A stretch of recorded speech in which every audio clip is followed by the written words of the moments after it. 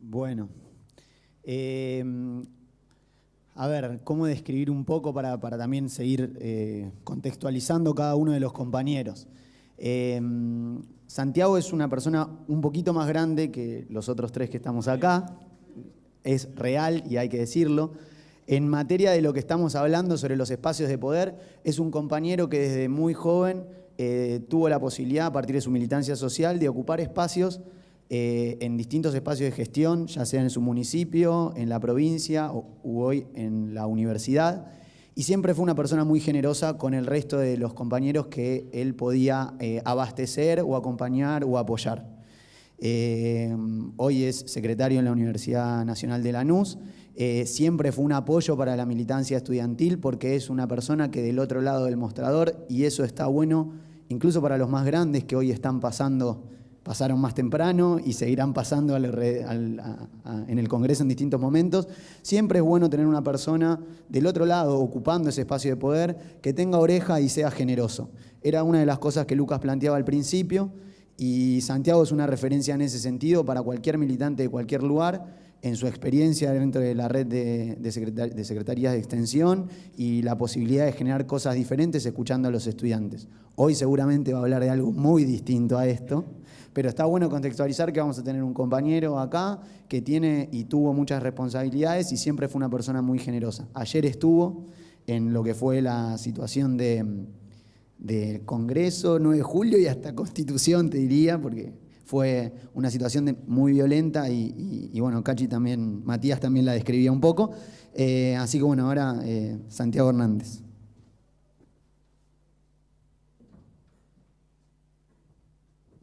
Bueno, buenas tardes.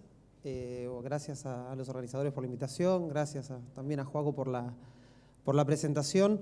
La verdad que voy a tratar de ser ordenado en el tiempo que nos propusieron los compañeros. Hay algo que me viene, creo que a todos nos viene haciendo un poco ruido desde la asunción del gobierno de Macri, y es digo que lo hemos discutido mucho académicamente, en cualquier espacio militante, y en la aproximación de cómo logró cierto proyecto o cierta nueva ola neoliberal apropiarse de la democracia, ¿no? Entonces, algo que dice un intelectual portugués, que es Sousa Santos, dice que pareciera que democráticamente las democracias van muriendo lentamente. Y eso es un desafío para nosotros que nos consideramos demócratas en el sentido fuerte de la palabra. Me parece que ahí hay un desafío que está bueno plantearlo acá en el CONAPU, y está bueno discutirlo desde nuestra generación, porque también nuestra generación, a diferencia de muchos de los compañeros que nos han formado políticamente a nosotros, no es una generación que no vivió la dictadura, que no tuvo que saldar la discusión de la lucha armada, que no tuvo que saldar la discusión de una democracia en la que se le tenían muchas dudas. Uno cuando charla con los compañeros que militaron en los 80, no sabían bueno, y los fierros, y qué hacemos, ¿no? Ese era el relato de nuestros compañeros de militancia. La democracia parecía que se volvía a caer en cualquier momento.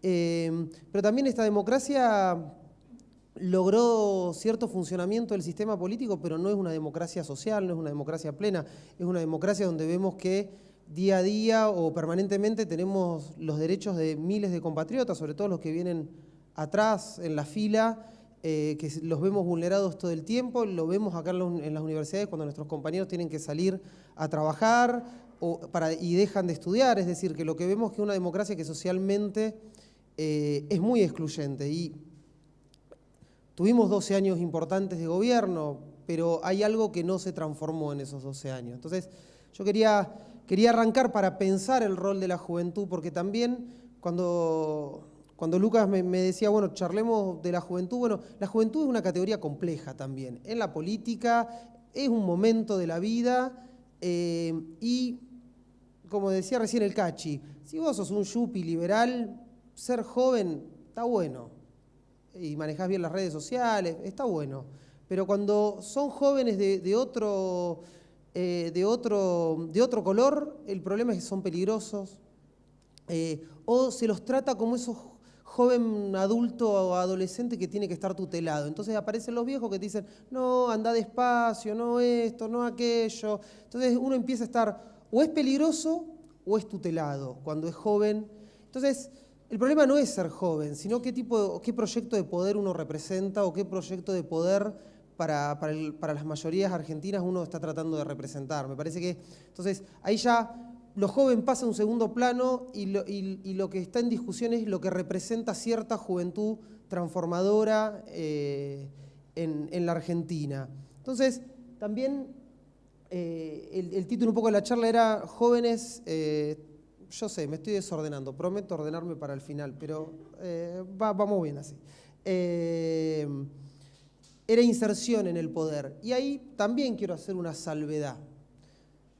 Esto de insertarse en el poder como si el poder fuera algo que ya está dado, que está ahí, que lo vamos a ir a abrazar y que no hay que hacerle nada. Es el poder y funciona.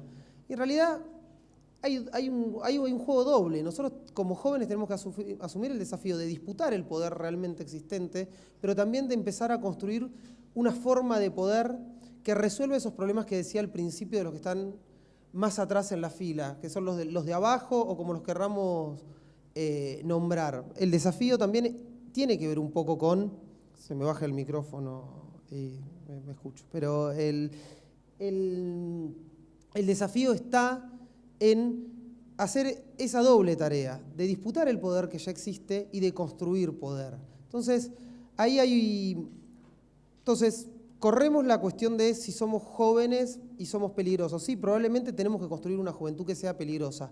¿Peligrosa para quién? Para un cierto sistema político que en los últimos 40 años de democracia ha demostrado que no tiene la capacidad total de resolver los derechos sociales de todos los argentinos. Y esto no le quita mérito a los 12 años, que como bien decía Joaquín, yo fui parte y hoy, como diría Hegel, que el conocimiento llega como el búho de Minerva llega al atardecer, es decir, que normalmente la comprensión de los procesos llega con el diario del lunes y siempre es un problema porque llega con el diario del lunes. Nosotros creo que tenemos que hacer una reflexión de lo que fue todo ese ciclo de acumulación popular, que fue el ciclo de acumulación popular más importante que tuvo el continente, pero algo faltó. Entonces, para pensar el hoy y tratar de discutir, o creo yo, por dónde tiene que pasar la inserción política de los jóvenes en esta etapa, creo que lo primero que tenemos que poder definir es quién tenemos enfrente, qué tipo de enemigo tenemos enfrente.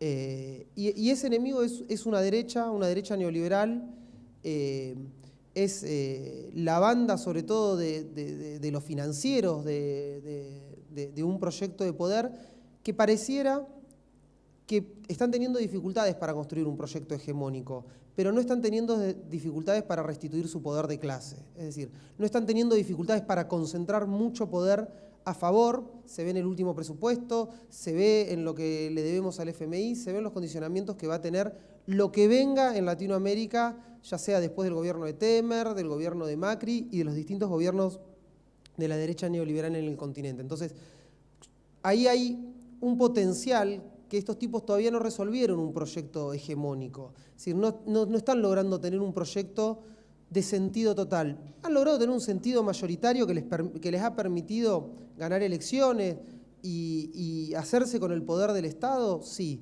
pero no es un proyecto en términos de que hay un 60% de la sociedad que va a acompañar como sea a estos gobiernos de derecha. Y entonces ahí todavía ellos tienen una debilidad y nos permiten pensar que en el continente todavía estamos en una situación de disputa o de equilibrio inestable.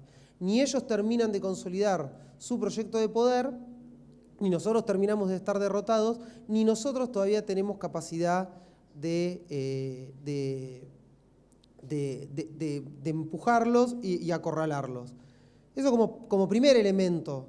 Como segundo elemento, me parece que hay que reconocer que los ciclos populares y progresistas que se dieron en el continente, mientras sus liderazgos estén vivos, o sus fuerzas políticas más o menos organizadas, son ineludibles.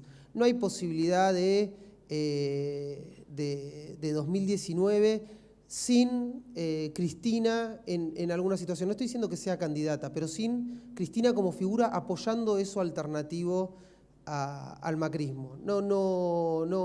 Hoy no hay posibilidad, por más que a muchos les guste y muchos tengamos muchas críticas a veces de lo que fue la última etapa del kirchnerismo, no hay posibilidad para el campo popular de ganar en el corto plazo sin tener en cuenta a estos actores. Y esto no quita lo que yo venía diciendo y que creo que es donde la juventud tiene que poner toda su energía, que es en que la próxima ola tiene que llegar lo más lejos, como diría Linera, lo más lejos hacia adentro de la costa. Y eso es donde nosotros tenemos que poner como jóvenes la energía. En todo eso que faltó, que falta, que nos duele, que nos preocupa, que nos conmueve, ahí tiene que estar la energía de la juventud, porque tenemos que construir el poder que le falta y le faltó a los ciclos progresistas para terminar de transformar la realidad, para dar vuelta a la realidad nacional y continental y permitir que ya no haya un nuevo ciclo de restauración neoliberal, sino que podamos construir pueblo, consolidar pueblo y que nos permita discutir entre nosotros por los próximos 50 o 60 años.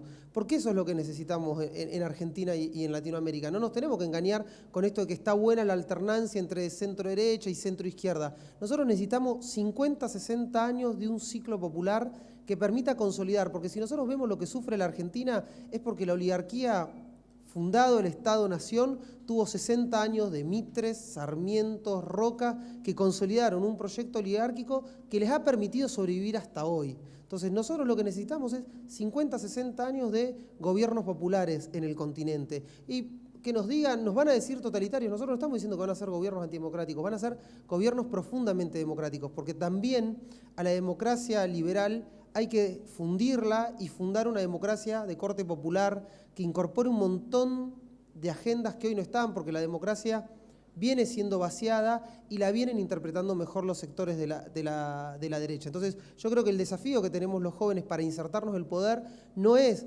moldear cuadros dirigentes de políticas públicas. Nosotros lo que tenemos que moldear son cuadros políticos que discutan la política, y la política es conflicto y es la resolución del conflicto a favor de los intereses populares para nosotros. La única herramienta de autoayuda que tienen los pueblos para sanarse y para salvarse es la política. No es Hoyo, no es ningún manual de autoayuda de ese tipo. La única herramienta de autoayuda que tenemos los pueblos es la política como herramienta de transformación.